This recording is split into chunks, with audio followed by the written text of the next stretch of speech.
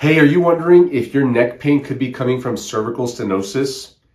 In today's video, I'll be covering 3 things to check on yourself to see if you might have cervical stenosis. Now, just remember, this is not a replacement for going to the doctor, having x-rays, having MRIs to confirm if you have cervical stenosis, but these tests are pretty good at telling you if you likely have cervical stenosis and if it's a good idea to go get that neck pain checked out to see if there's something more serious going on that you might need more emergency medical attention for. So before I go into those 3 things, let me give you the 2 things that you need to look for that you should go to the hospital for right away. The big concern with cervical stenosis is that you might have something called myelopathy. Big words for your spinal cord is getting pinched by the stenosis, because cervical stenosis is narrowing of the holes where the nerves go through inside the spine. And if you have cervical myelopathy, some serious things can happen. And just as a disclaimer, it is possible to have an x-ray or an MRI, usually is what is done to diagnose this. It is possible to have an MRI that tells you that you have slight myelopathy without the symptoms.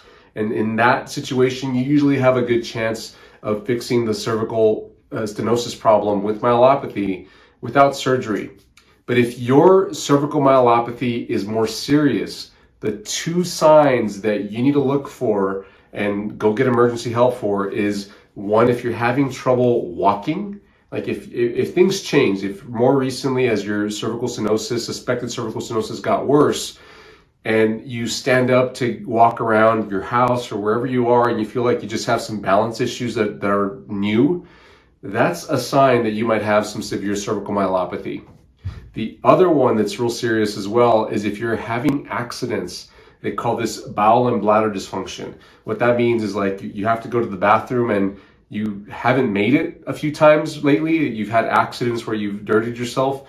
That's also a sign that you have cervical myelopathy. In both these cases, the trouble walking and the bowel and bladder problems, what's going on is your spinal cord is getting so pinched that the nerves that control your legs and your ability to hold in fluids and solids down there is becoming involved, and it's a serious thing. So you need to go to the doctor right away or go to the hospital with the urgent care and figure out what's going on. And there's a small chance that you might need to go have surgery to free up the space where the spinal cord goes through so that you don't lose that function permanently or have trouble walking permanently. Now, with all that said, those are rare circumstances, those are rare situations, and I don't mean to scare you. I just have to give you the red flags, the things to look for right away. And if you're watching this video right now and you're like, oh, thank goodness I haven't had any accidents, nothing's changed with my walking recently, I don't think that I have that, then you probably have the type of cervical stenosis problem that can be helped without surgery. Real quick, before I get into those 3 things, my name is Dr. David Midoff. I'm a specialist physical therapist at El Paso Manual Physical Therapy. This channel's dedicated to helping people stay healthy, active, and mobile without an unnecessary surgery, injections, and having to rely on pain medications. Please subscribe and turn on your notifications so that you can get notified whenever we release a new video. We release content every week so that you can become more healthy and active. So let me tell you the 3 things to look for on cervical stenosis.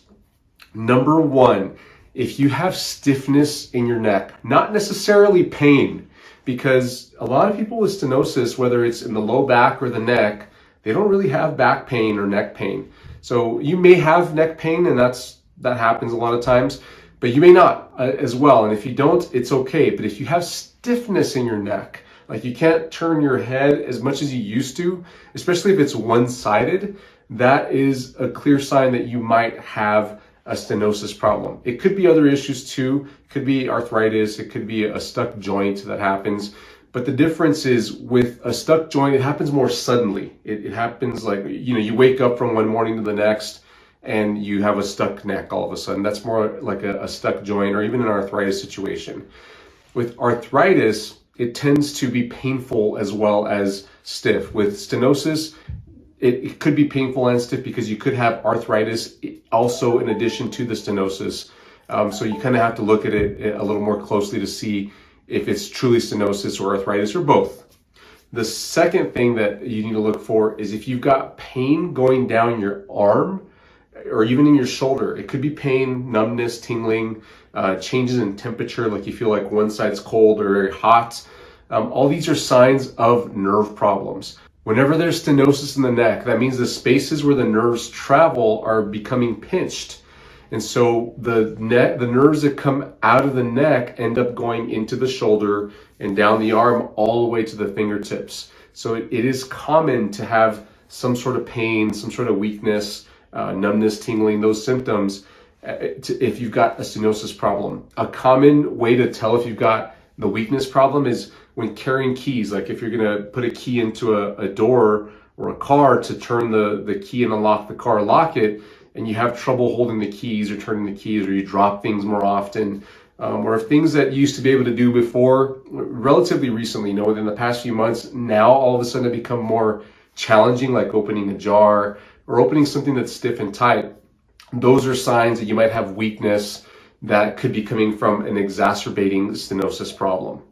And then the third thing to look for is if your symptoms are coming on gradually. So if your symptoms are slowly becoming worse, like you've noticed that there hasn't been a sudden change where all of a sudden you woke up one morning and you had all this pain down your arm into your hand. You didn't have a big amount of weakness that showed up all of a sudden, and there wasn't pain that just showed up real suddenly from one day to the next, or even 1 week to the next. It's more gradual. It happens over the course of months, possibly even years, to where the neck becomes a little more stiff, the arm pain becomes, it's there, but it's manageable, and then slowly becomes more and more aggressive.